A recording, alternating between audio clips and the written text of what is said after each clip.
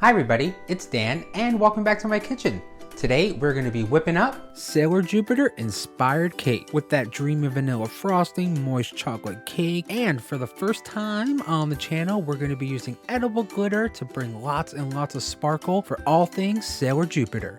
I'll be sure to throw a link to the full recipe down below in the description, along with my tips, tricks, everything you might need to whip this up right in your own kitchen.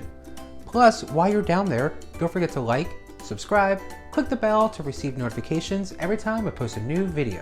Now for our doll cake, we are just gonna have 2 layers, but if you want to split up this doll cake form into 3 layers or 4 layers, definitely feel free to go ahead and do so. But for today, we're gonna go ahead and just use 2 layers. So before we stack them together, we're gonna add a generous helping of this dreamy vanilla buttercream, smooth it out, and add our top layer of cake.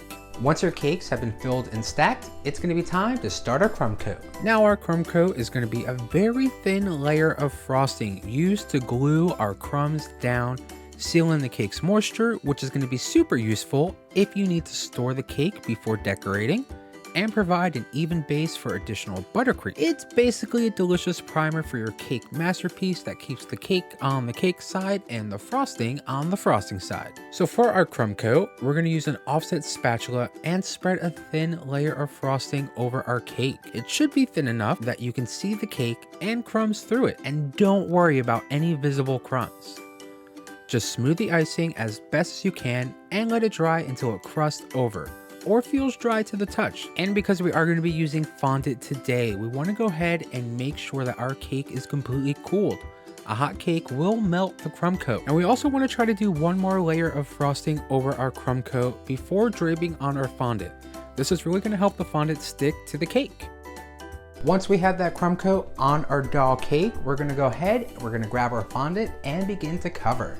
So for this Sailor Jupiter cake, I am going to be using a Kelly green fondant. This way I'm really capturing those core colors of Sailor Jupiter. And what I did was just roll out my fondant and cut out about an 8-inch wide circle. Now usually, because I am using a 6-inch round doll cake form pan, I would cut out a circle that's a little bit wider, but I wanted to make sure that the fondant for our Sailor Jupiter cake was draped enough, this way we can pipe roses underneath our fondant once we are at that point. So when you're ready, just go ahead, bring your fondant over to your cake and gently lay it on top, then smooth it out while shaping it to give the bottom of your cake that kind of that dress motion, as if our Sailor Jupiter cake is going to be jumping right into action. Now when it comes to your fondant, we've used a lot on the channel before, so I'm not going to bore you too much with little clips of me rolling out the fondant. Just keep in mind that your fondant should be about 1/8 inch thick.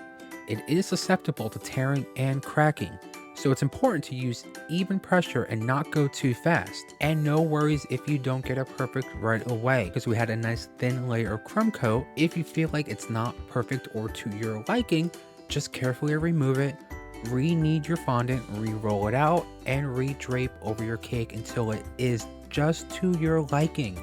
Once you're happy with how your fondant is laying on your doll cake, we're going to move on to that next step. And that is going to be to cover our fondant with a very thin layer of piping gel. So grab your piping gel, grab your paintbrush, and let's get going on this fondant. Now usually I would use water. It is my go-to every time I'm working with fondant and I want to stick things to fondant, but because we are going to be using edible glitter on our cake, I wanted to make sure that the edible glitter actually stuck to the cake. Because the piping gel is not going to harden and weigh down on our fondant, I thought this would be a nice way to test out to make sure that the piping gel holds the edible glitter in place when we move to that step. After that piping gel is on your fondant, grab your edible glitter, grab a paintbrush, and let's get started on getting this cake nice and sparkly. Now when it comes to actually buying your edible glitter, be sure that you are actually looking at the labels for the type of glitter you want to use on this cake. Most edible glitters and luster dust should state edible on the label. If the label just says non-toxic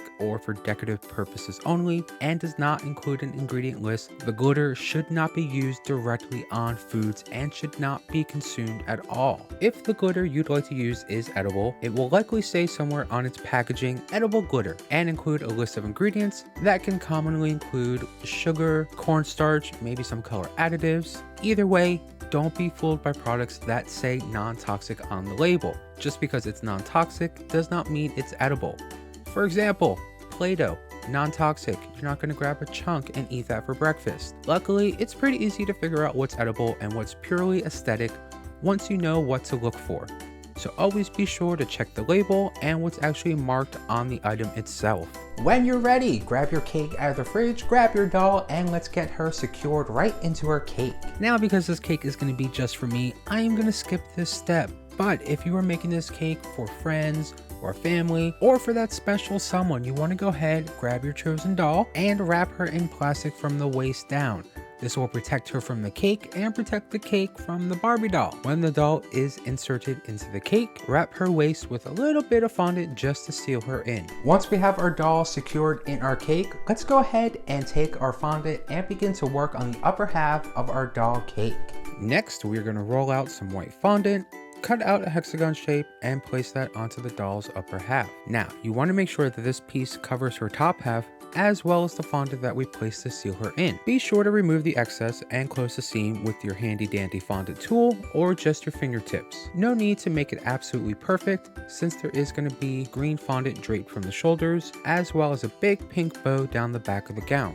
With the back out of sight, we still want to work out the shape for the top half of our doll using our fondant tools and hands before we go back in adding some fondant details. Now, because I did not think this through the right way, so yeah, you can blame me in the comments, we're gonna go ahead and we're gonna clean up our doll cake. So grab your piping gel, grab your edible glitter, grab your paintbrush, and let's go to town on fixing.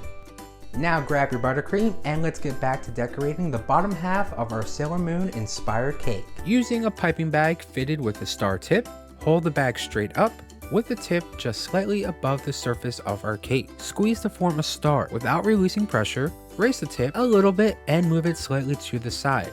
This is going to be the starting point for our rosette. Next, pipe a line of frosting moving toward the top of the star. Using a circular motion, pipe a tight circle around the starting point of your rosette. To prevent a tip from forming, decrease pressure as you close your rosette.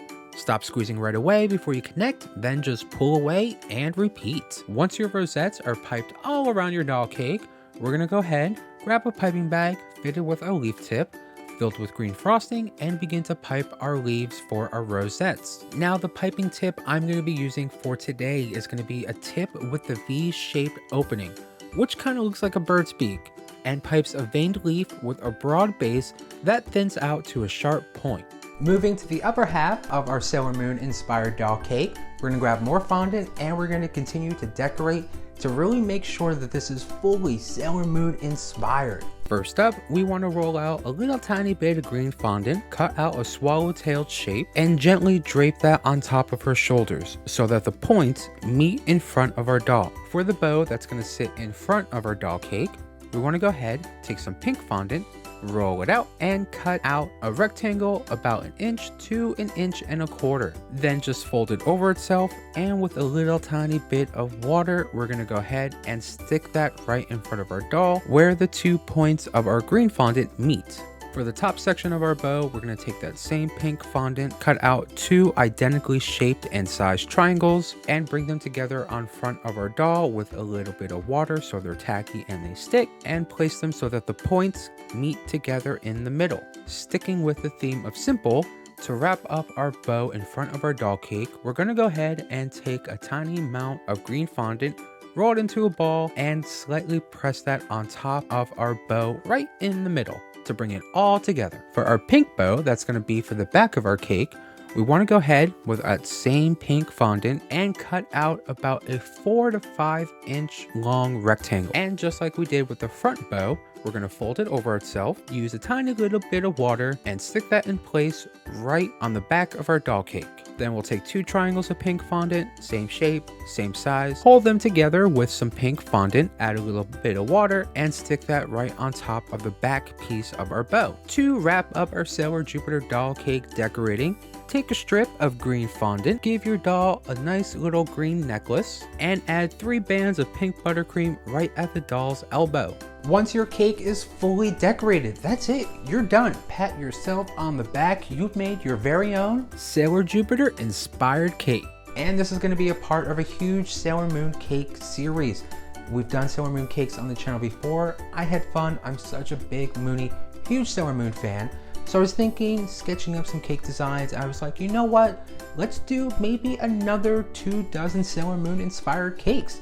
So be sure to head to those comments down below and let me know your favorite Sailor Moon scout so we can go ahead and make sure that she gets their very own cake. And that is a wrap. Thank you so much for hanging out today in my kitchen and checking out this amazing new recipe.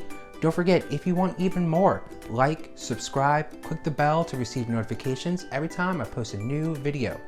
And if you whip this up right at home, don't forget to give a tag on Instagram. You know, let me see what you're baking up in your kitchen. Alrighty, well, I'm gonna grab a slice of this cake, enjoy the day, enjoy the weather. Hope you get to do the same. And as always, I will see you in the next video very, very soon. Bye-bye.